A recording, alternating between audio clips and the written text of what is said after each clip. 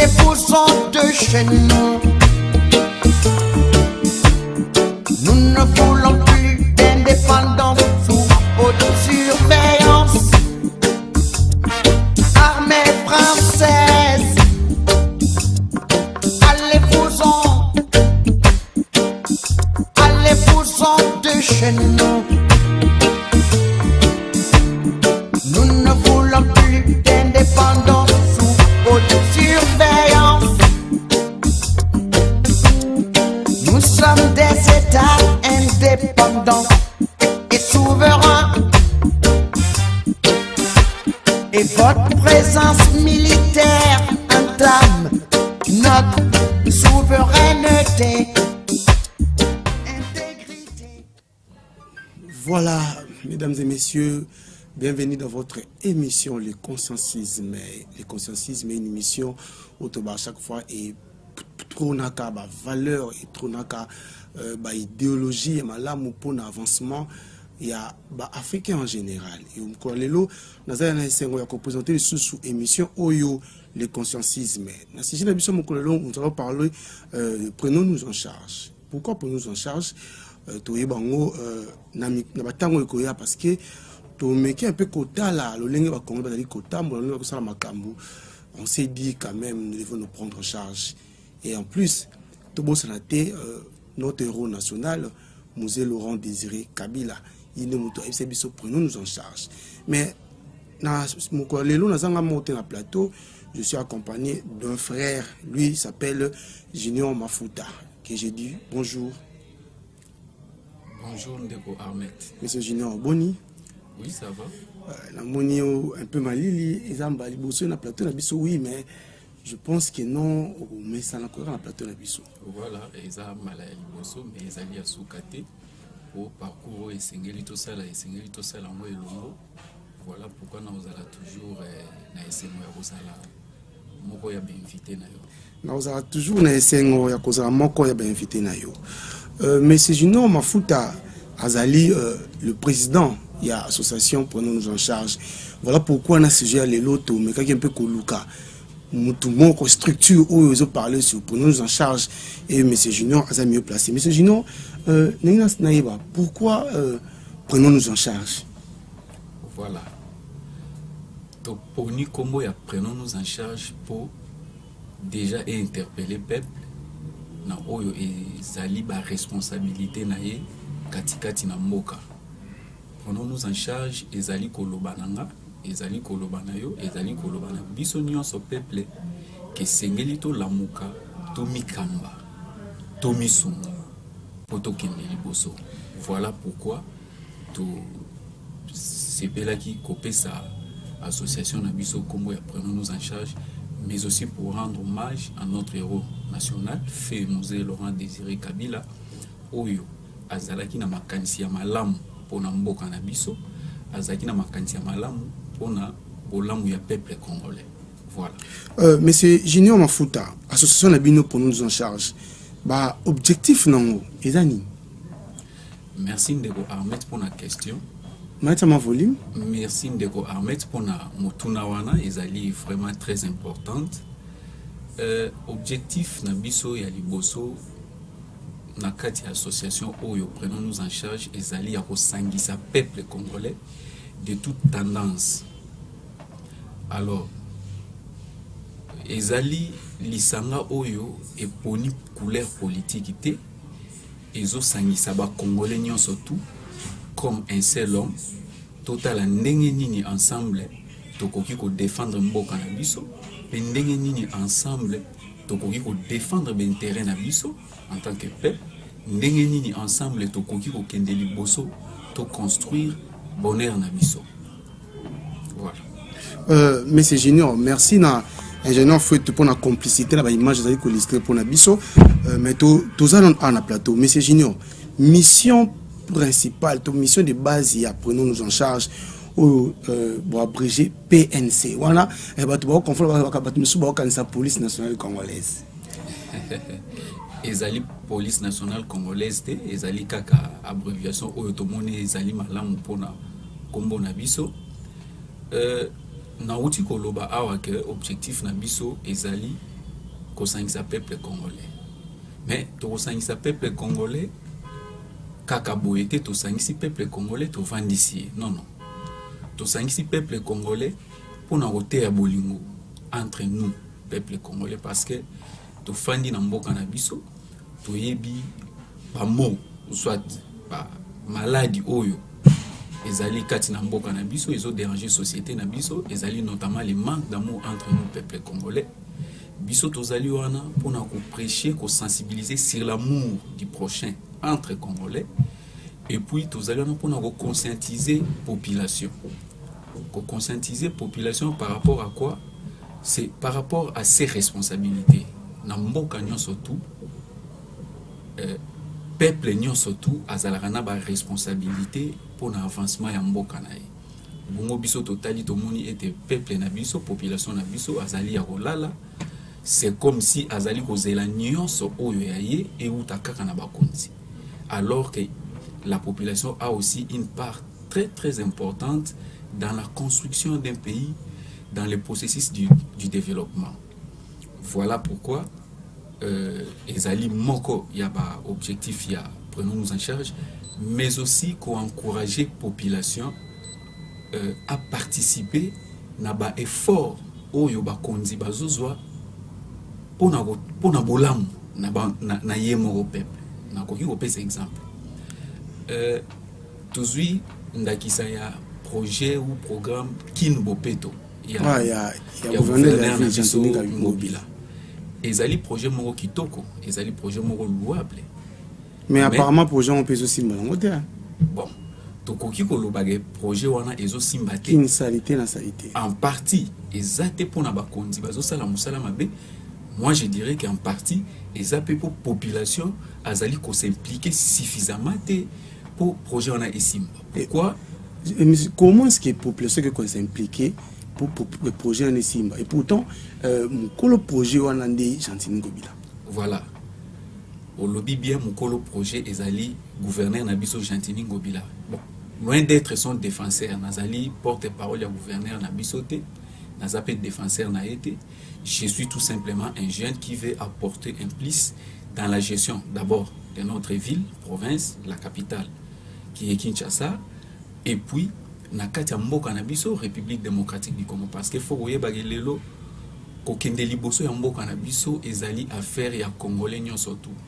Congolais nyonso azali na likanisi ya malamu pona avancement ya mboka esengeli abimisa yango au grand public de manière à ce que ba oyo bakoyoka yango bakotia maboko pe bakonzi bakoyoka yango bakotia maboko po ekende liboso.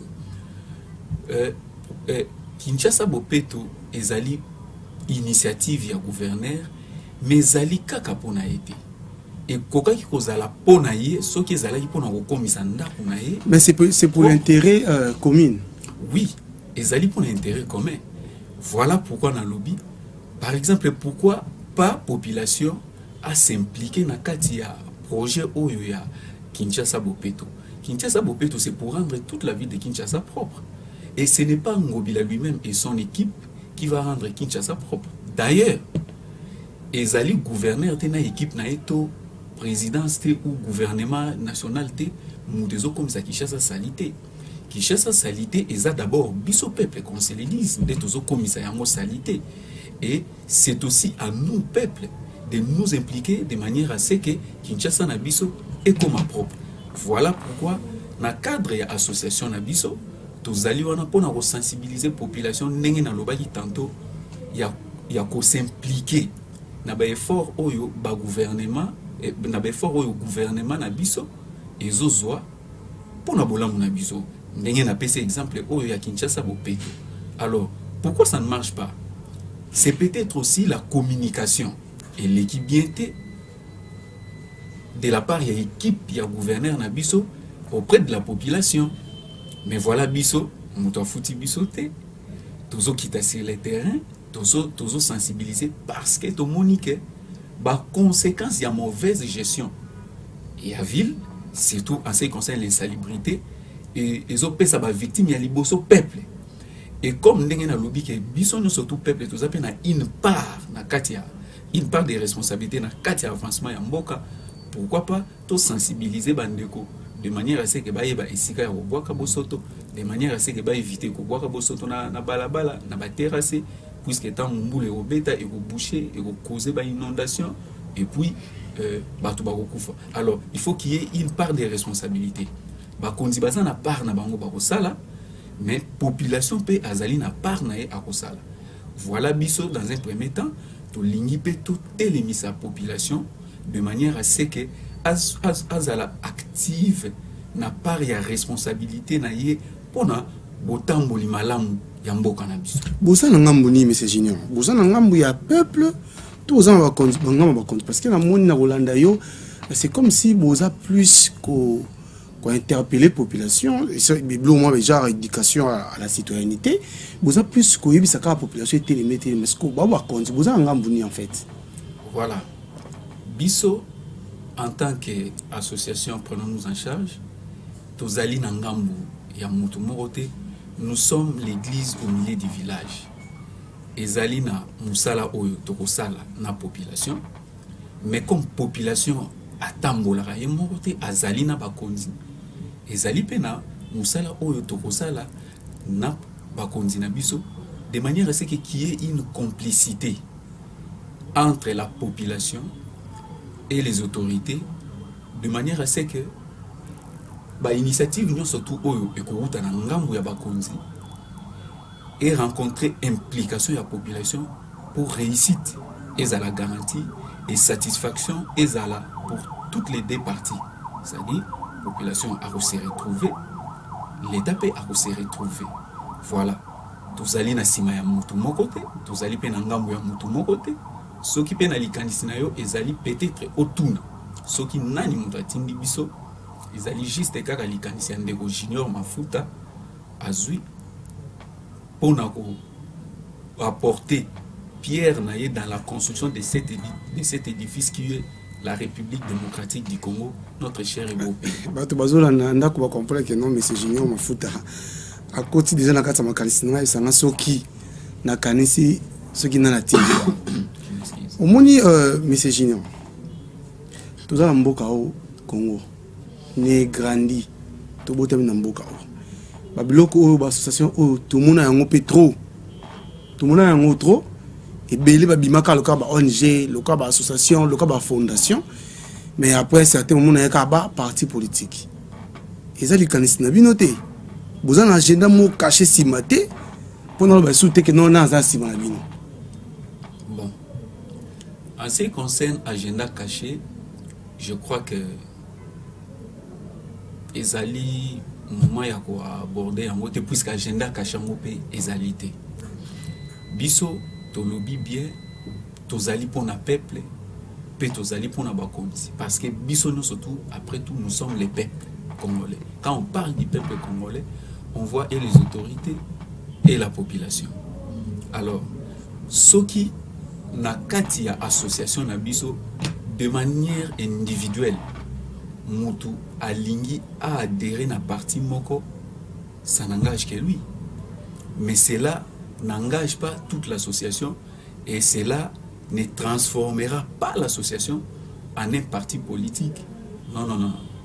Association na biso oyo na lobi yango ezali na couleur politique te. Parce que et bengami et oumela puisque ezali nde lisanga ya peuple azalaka na parti politique morote les seuls partis politiques du peuple soko lingina loba bongo pona sepelisa yo ezali kaka Congo ezali kaka mboka na biso parce que peuple a défendra kaka mboka à la limite akoki ko défendre leader moko pona makanisi na ye ya malamu azali na mopona mboka na ye. Alors biso tozali na ba agenda caché te biso tozali wana pona ko accompagner population na bakonzi na biso po mboka na biso ekende liboso. Monsieur Junior, on a lingi opesa biso mo exemple mo concret du genre que yo biboza église au milieu du village. Voilà.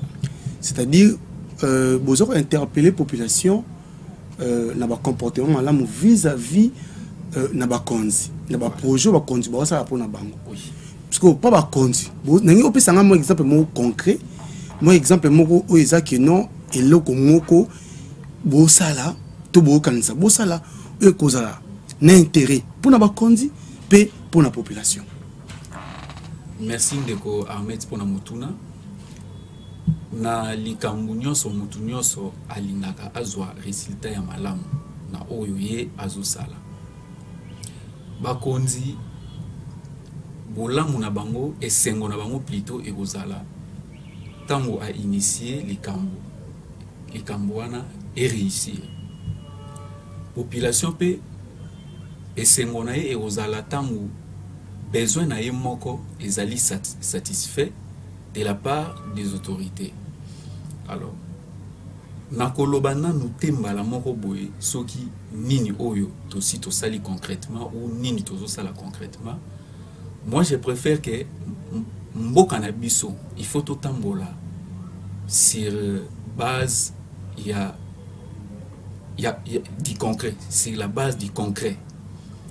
Il y a trop de promesses pour décevoir mingi et décevoir mboka mingi et continuer peut décevoir dans une certaine mesure par rapport à ba attente mususu. Mais dans les jours et les mois qui viennent tokoya kozonga na plateau na yo pona hôtel isawete ndeko na motuna oyo tuna kibiso to boya ki koloba po to linga ki d'abord résultat et loba ne sika na biso que to sala ki boye to sali boye et résultat contre Rani yango yo to memeli to ebi que non ba structure nous so bazana ba projet d'avenir na bango peut-être tam sous OCT mais ngai na tuna question na peut-être comprendre ngate na la bi boye yo lobi oza église au milieu du village. Voilà. C'est-à-dire oza na katikati na ba kondi na population. Oui. Mais na kolanda on a qui plus oza plus ko interpeller population. Est-ce que on interpelle peu ba konzi que peuple wana bozo mona bazo souffrir pour na likamba boye. Na pesa ndakisa. Oyebisi biso ali kama kin bopeto. Soko tamboye na Kinshasa au moins ba poubelle zati. Batu yo se plaindre de quoi mettre le bien no ba konzuana. Poubelle ba poubelle zati siko to boka matiti yango wapi. Siko population baza na posa boka matiti. Mais babo rona balabala babo rona terrasse mabe. Ba kondipe ba tieli ba pe poubelle te. Siko babo rango wapi. Ndeko Ahmed motuna na yo tuni ezali malamu mingi. Mais tika ngai na yebisa yo boye. Ezali te pour mokonzi atie poubelle na coin ya balabala na yo te ndeko permettre yo olie bitabe olie biscuit ozwi salité wana déchet wana obwaki na coin ya balabala na yo. Non, atape bakonzi batie ba poubelle bakotia yango ba balabala nyonso te à 100%, bakotia yango Kinshasa nyonso te à 100%, sinon Kinshasa sera devenu aussi poubelle. Non mais quand même mais sinon ils ont un point focal au bakotia ba poubelle mais ça te ezali mais ezali ya kokoka te to loba bongo to tambola na Kinshasa wapi Kinshasa watu Kinshasa ezangi poubelle non eza place ni ezali mais sauf que niveau ya couverture ya Kinshasa en termes ya ba poubelle wana eza trop faible. Mais yango na insister pe que population azana droit ya kobwaka bosoto na ye partout parce que poubelle ezate. Mais ba la c'est place pe obwaka bosoto yango. Et sika ya liboso ezali ndako na yo. Na kati ya lupango na yo ozana poubelle. Liboso ndako na yo ozana poubelle.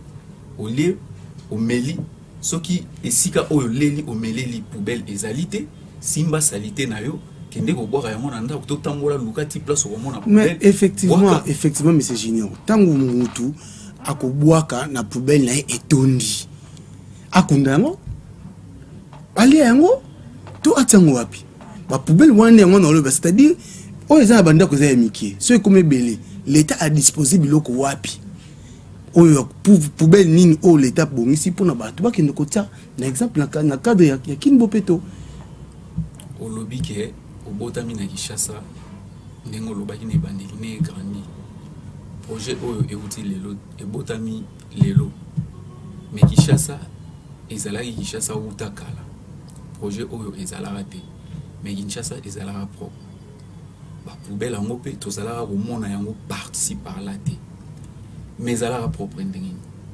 parce que la population avait une certaine conscience oyo azalaki koyeba ete salité na nga na kobwaka yango esika tel na esika tel. Et puis yo ozali na Kinshasa mikolo nyonso tongo midi poko bandeko na biso oyo balokotaka baordi yo na bamapango balekaka mikolo nyonso tu bango baza na bisika oyo bakenda kobwaka bosoto wana. Bosoto esengeli te tobwaka yango par-ci par-là. Tokotikala kaka na ndakisa wana te parce que tozo défendre Kinshasa bopeto ya gouverneur na biso te, mais tolingi to accompagner misala nyonso ezala na ba initiative ya gouvernement provincial ou gouvernement national. Biso toza wana pona ko accompagner pona ko telemisa peuple, c'est-à-dire mi awa tozali na posa ya ko condamner ba konzité. Nous voulons d'abord interpeller la population que faites votre part, et c'est alors que vous allez dire aux autorités, vous allez les reprocher que nous avons fait notre part, mais de votre côté, rien ne marche, rien n'avance, agissez. Vous savez, les bandes qui ceux qui makamozo qui n'est bien été donc c'est-à-dire l'État mais peuple congolais peut sous population et peut à part donc il faut qu'on interpeller tous les deux côtés. Naina yeba pour le monde batu sous batu lenga question ba bisinga ba bi 2023 toujours qu'il y a une élection. Mamoko prenons en charge bimi. Pour l'année 2023. D'abord, prenons-nous en charge et bimi pour l'élection. C'est une simple coïncidence. Et ça dit que prenons-nous en charge et bimana année électorale. Et ce qu'on a dit Moussala ou sur le terrain, ça n'a rien à voir avec les élections. Mais ça va, n'avez qu'un ingénieur faut tout illustrer sur l'image, image qui sensibilisation. Voilà. Et c'est là qui. Voilà, parce que les alliés cœur et stratégie nabiso, les alliés sensibilisation, la communication directe avec la population. Tous les en contact permanent, en contact direct. Mon équipe pour sensibiliser vraiment, pour faire comprendre d'abord l'idéologie à prendre en charge. Voilà. Idéologie à prendre en charge. Oui. Et Zali était Mboka ekokende liboso te soki yo pe peuple au télémité. Nani ota image wana ozo expliquer biso ndolo yo na mo yo mto na mégaphone. Voilà. Ona ozo lo yemba ozo loba nazoloba. Nazo ça la sensibilisation wana tozali na lemba terminis. OK. En face na marché ezali wana nazoloba na population. D'abord nazo présenter bango association na biso. Et puis de deux nazoloba na bango ke mboka oyo ezali na posa ya ba effort na bino ba konzi na bino baza na posa ya ba effort na bino po ete oyo ezali posa na bino peuple et se matérialiser ba initiative ya ba konzi et ko réussir sans l'implication de la population jamais mokonzi akovanda te na bureau azwi likanisi akiti lisusu sur le terrain ayeko ko sali kanisi wana bien qu'à une équipe mais population peut ezali. Voilà pourquoi biso tozo sensibiliser, toza sur le terrain, toza aller en contact permanent avec la population pour na koteyaye au jour le jour. Ba projet ebelé ezo réussir te ezo tambola te parce que sensibilisation ezate. Communication eza suffisante te. Biso to moni bon na bolingo oyo tozali nango pona mboka na biso pona nini te biso peut contribuer na sensibilisation pe na éducation de la population na biso. On a sensibilisation peu éducation et la population na biso. En fait, tu vends plus na projet qui nous peut te il y a un projet belé et ça peut na mibe que belé na parlement biso va voter pour na voter la population entre autres ils a le quoi le locatif. Voilà. Le locatif baba qui il faut et comme 3 mois. Mais babilo quand nous sommes pour l'avantage de la population, bien nous prenons en charge. Bien nous structure oyo bozo lobela pour na ba avantage il y a population congolaise. Babilo que c'est ni lobela yango na to vider contenu prenons-nous en charge union sur tout les lots. Mais faut pas comprendre yango na tout il faut pas comprendre prenons-nous en charge. Moko ya ba objectif ya prenons-nous en charge ezali nini ezali travailler en étroite collaboration na bakonzi de manière à ce que toutes les lois qui vont à l'avantage du peuple, donc mibeko ils ont un impact direct sur les social du peuple et à la mise en application. Exemple ndemo lobiwana likambo ya garantie locative à Kinshasa, ils ont nyokola batu, ils ont bêtisa batu mitu. Mais l'État s'est occupé de péter. Place où on a payé, ils avaient évité l'État. Na kozon paye lisusu kaka epa ya peuple. Yango na lobby na nyoso o ezo tambola te na mboka na biso. Les responsabilités sont toujours partagées, soyons sincères. Mais on a plus qu'à la population et pourtant oui. L'État qui s'est impliqué oui. Vraiment à tirer Mibeko à côté na kata musala. Ndeko Ahmed. Yo oyebi ke mobeko e kati garantie locative na 3 mois. Okei kozwa ndako. Okuti bayer ou bayeres na yo atie loyer na ye et garantie locative na ye 7 mois. Est-ce que vous êtes obligé à vous en dire? Non. Mais il y a une place faiblesse à peuple et outils. Et ça parce que tous allez ralicaner ici mon côté. Tous y est rappelé qu'on défendre les droits na bisoté. Tous y est couvrir si intérêt na bisoté. Mutumusou sa roya andimi na azui parce que yem bini toi na akutani na un petit rien ou ekoyi ko permettre à fouta autant de mois au bassin. Mais ce qui est là qui que bisonyoso. Tozon di marketé. Il faut qu'à garantie locative pour une maison résidentielle et à la caca il y a 3 mois. Bayer, mon côté à combattre au-delà, ce qui a matissé n'a qu'on a égoutula. Voilà pourquoi j'ai dit, bah, Mibeko et Belé, bah, initiative Yamalam et Zali, ça ne marche pas parce que les autorités ne font pas correctement leur travail, non, c'est parce que la population ne s'y implique pas. Voilà pourquoi nous sommes au lobby, pour la unité, tous alliés et Belé, bah, tout le monde soit pression, n'a pas conduit. Bisoto tchaka peu pression à la population, mais en même temps, qui ne peut faire pour leur dire nous sommes en train de faire notre travail sur le terrain, mais vous également, soyez responsables, faites le vôtre, parce que la population en a vraiment besoin. Et surtout les résultats satisfaisants. On a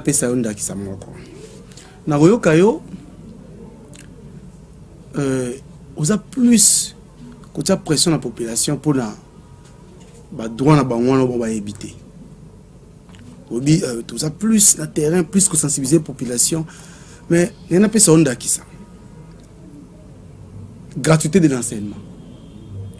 Le chef de l'État a dit enseignement fait comment gratuit.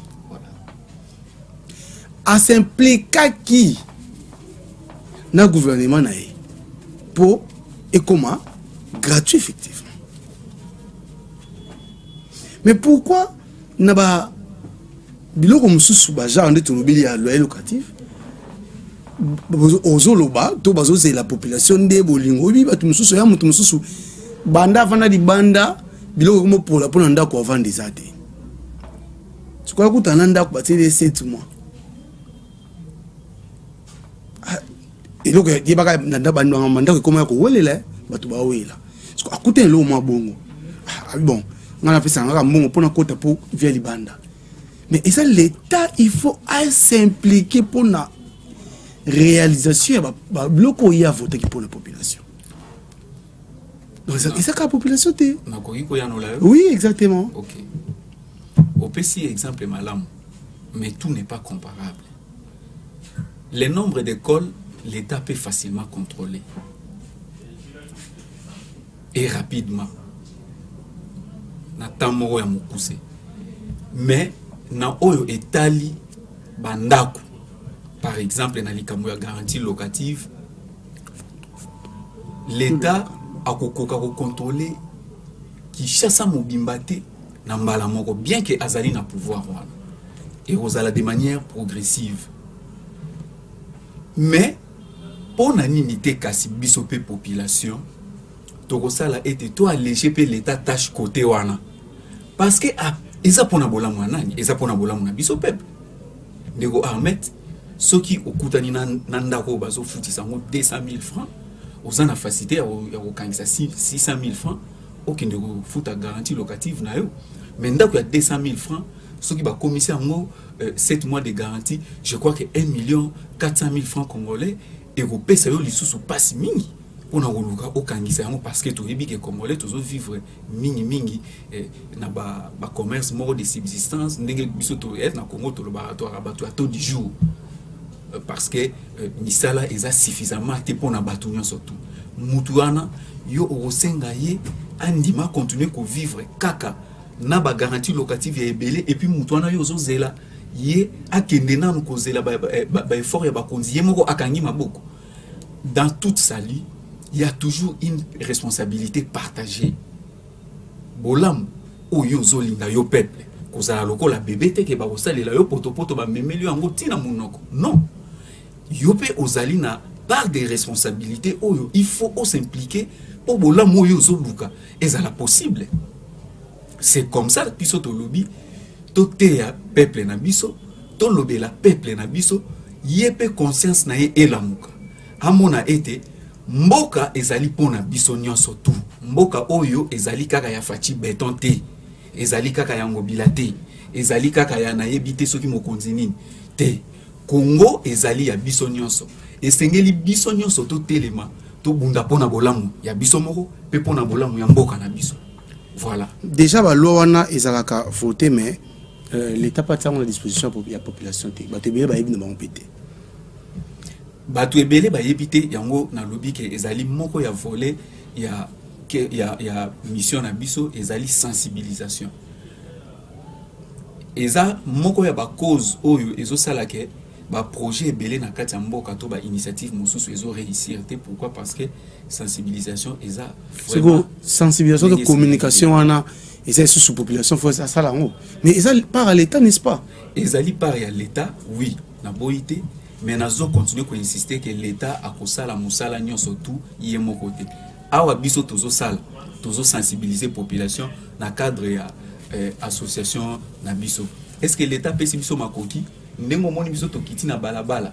Ndengo moni ba mégaphone na biso ba polo. Ba image voilà ça biso wana. Surtout wana to zelina mute l'État a sa biso ba moyens. C'est avec nos propres moyens du bord, nous nous sommes dit ce que nous avons, pourquoi ne pas mettre ça à la disposition de toute la population. On a besoin de sensibiliser, besoin de sabato, tout le monde se retrouve. Ok. Na mutu na biso tozali na likanisi oyo.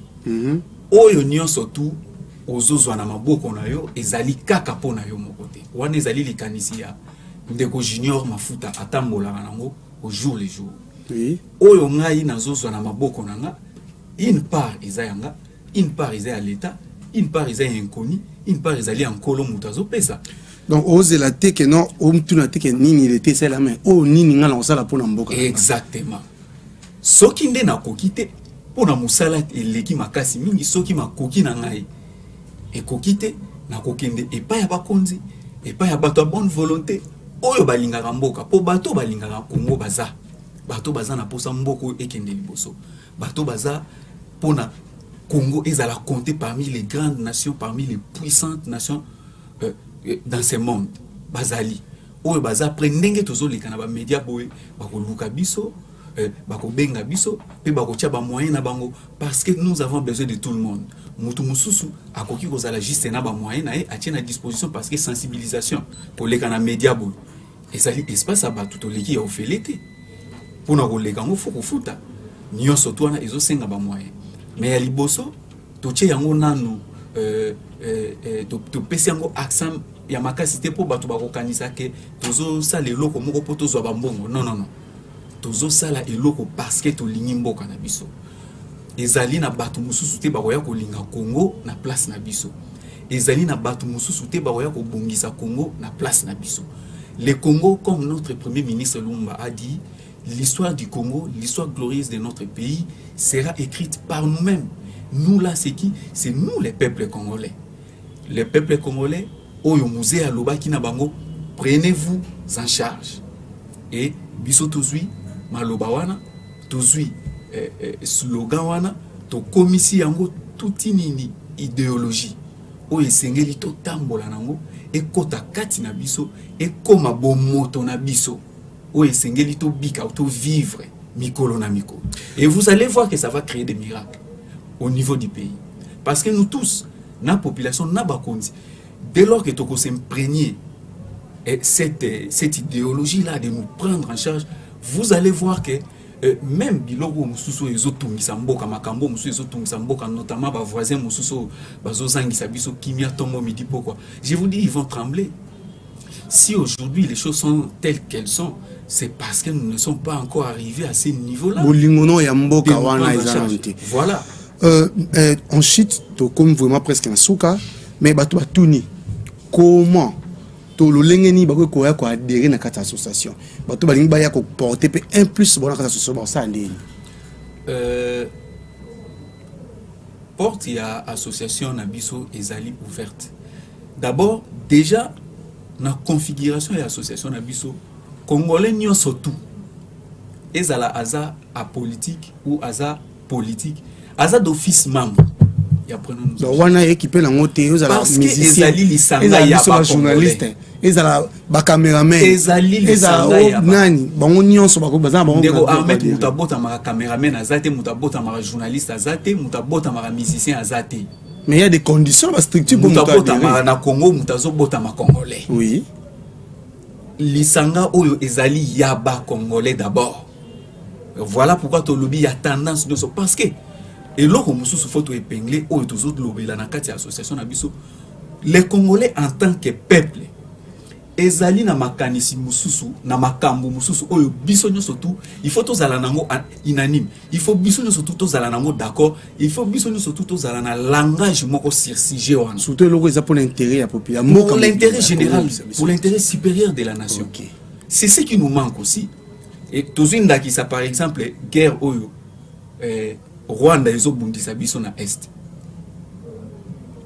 vous allez voir que ezana patu mususu au lieu de trouver d'abord un langage commun en tant que peuple derrière les autorités pour bisogno surtout comme un seul homme pour défendre mboka na biso pour bouter dehors l'ennemi mais non vous allez voir d'autres personnes encourager ou soutenir l'adversaire mais ce qui n'a mis makambo ya boy tozo koka kozala na langage mon côté comment voulez-vous que mboka na biso ekende liboso puis ça ba condition pour na adhésion ma condition est simple c'est d'abord être congolais et puis d'aider aux à la majeure et puis au souscrire au sali acte d'adhésion acte d'engagement et c'est alors que vous êtes membre donc tokobo sanate kolobake la carte association ndenge ba association ni surtout ezala etambola toujours avec ba cotisation ya ba membre na bango et avec ba don o ezo uta na ba particulier pe na l'état na ba subvention ya l'état de faire fonctionner structure. Donc des conditions à Bisso à Biel Bosso faut à la congolais. Mais bien sûr. Des pères et des mères. Bisso to lobby des pères et des mères té to lobby congolais tout. Aux à la kaka congolais. Ça va. Condition à Libosso à Bico à la congolais, à mi balé faut à majeur, c'est-à-dire de 18 ans comme ata. Voilà. Et en plus ils ont acte d'engagement car il faut mutu à signer que non adhérer. Oui. Ma condition monsieur exacte. Non pour l'instant ba condition o biso to tient na statut na biso yango so yi mutu angazo bino contact siège akuta bino wapi tozali na bon to lo ba on ezali siège provisoire na biso tozali na avenue Kasumu numéro 1173 na commune ya Lemba quartier Mandradele ba numéro na biso mutu akoki ko benga biso na plus 243 89 740 74 donc c'est ça et puis numéro mususu mutu akoki kozwela biso ezali je m'excuse plus 243 89 56 81 286 akoki ko bandela plus 243 89 56 81 286. Numéro PC le bosso est coquille, obi bandela ou le bosso PC. Le bosso est plus 243. Oui. 89. 89. 74. 74. 0. 0. 84. 84. 74. 74. Voilà. Plus 244. Plus 243. 89. 740. 84. 74. Voilà. Numéro mi balobi plus 243. 89. 56. 81 286. Exactement. On a un numéro au seuil mutu alingi a contacter, prenons-nous en charge. Exactement. Vous avez adhéré, vous avez ici. Voilà. Vous avez ouvert pour nous yambaye. Tous allez ouvert pour nous koyamba moutounion parce que prenons-nous en charge et allez à moutounion surtout. Nous bâtirons un pays plus beau qu'avant. Na répéta kayango mingi na émission parce que place wana esengaka vraiment bolingo. To sangana pe biso no pona ko bâti pona ko tonga mboka oya malamu. To comme na suka monsieur Junior Mafuta mot de la fin à bino na éviter ce qui il y a des activités, il y a des projets à venir, il y a na éviter ce lo no ko mais après ce mot de la fin. Merci beaucoup pour le mot de la fin pour na numéro ya na biso ya lelo. Et lo liboso na koloba boye. Musala oyo nyonso surtout prenons-nous en charge azo sala. Ezali pona résultat final moko. Résultat final wana ezali c'est que j'appelle le bonheur collectif. Nous voulons travailler nous tous ensemble pour que nous dégageons ce bonheur collectif. Congolais nyonso sengeli asepela na mboka na ye parce que mboka Congo etondi na kita. Et mais esengeli tozala pe na conscience nationale collective en tant que peuple. Bakonzi basunga biso pour tout comme à niveau. En tant que peuple, nous devons savoir, nous devons être capables de savoir d'où nous venons et où nous allons. Et c'est par ça, c'est par là que tu vas orienter les efforts na biso pour tout tomber la mboka na biso. C'est par là que tu vas orienter les efforts na biso pour tout tomber la mboka na biso. Wa ezali basuka ndeko Junior na peso merci. Na bi ko zamba liboso memba na sukate ko zana kata plateau na biso. Ngainde na peso merci mingi. Na PCP merci na équipe technique mobima oyo et accompagné biso pour la production et émission o ngala bino to kutani bala sima. Merci.